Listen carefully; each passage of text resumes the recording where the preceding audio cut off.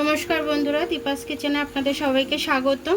আজকে আমি ডালের বড়া করব, করে আমি পটল আলু দিয়ে তরকারি করব, সবটাই আপনাদের সাথে শেয়ার করব। তার আগে আমি এটা একটু মিক্সিতে বেটে নিই কাঁচা লঙ্কা দিয়ে। ডালটা আমি 3 ঘন্টা ভিজিয়ে রেখেছিলাম। 3 ঘন্টা ভেজানোর পরে এরকম হয়েছে, পুরো নরম হয়ে গেছে একদম। দেখুন একদম কেটে যাচ্ছে একদম।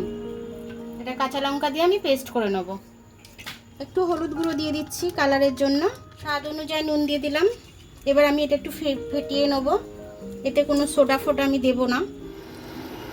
এইভাবে একই ডাইরেকশানে আপনারা ফুটিয়ে নেবেন, ফাটিয়ে নেবেন। একটু একটু এয়ার ঢুকে গেলে এর মধ্যে নরমটা হবে, খুব দারুণ সফট হবে। এবার আমি একটা একটা করে ছেড়ে দেবো।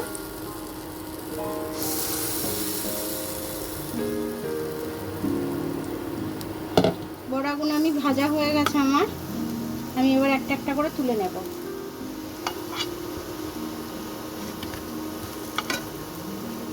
পটলগুলো এরকম আর্ধেক করে আমি কেটেছি। আপনারা চাইলে একটু ছোটও করতে পারেন। আমি নুন দিয়ে এটা পটলটা ভেজে নেবো, একটু হলুদও দেবো।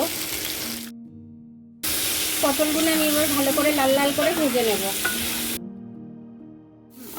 আলুটা ভাজতে দিয়ে দিলাম।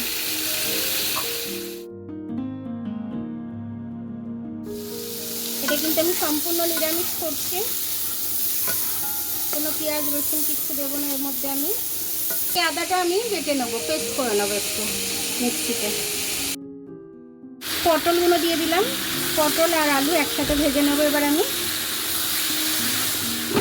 লঙ্কা আর আদার পেস্টটা দিয়ে দিলাম।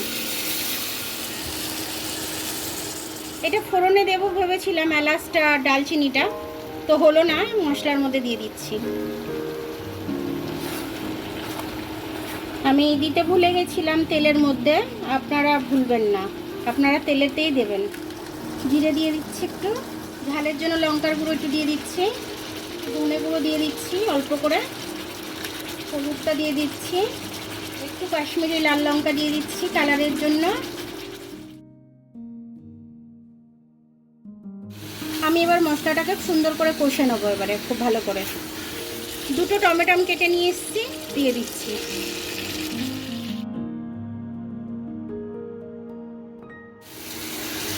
আমার এটা কষা হয়ে গেছে খুব সুন্দরভাবে, তেল ছেড়ে দিয়েছে। এবার আমি জলটা দিয়ে দেবো।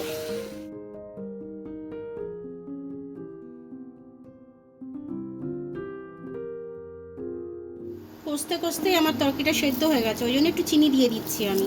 নিরামিষ তরকারি তো একটু চিনি না দিলে ভালো লাগে না। এবার আমি বড়াগুলো দিয়ে দেবো।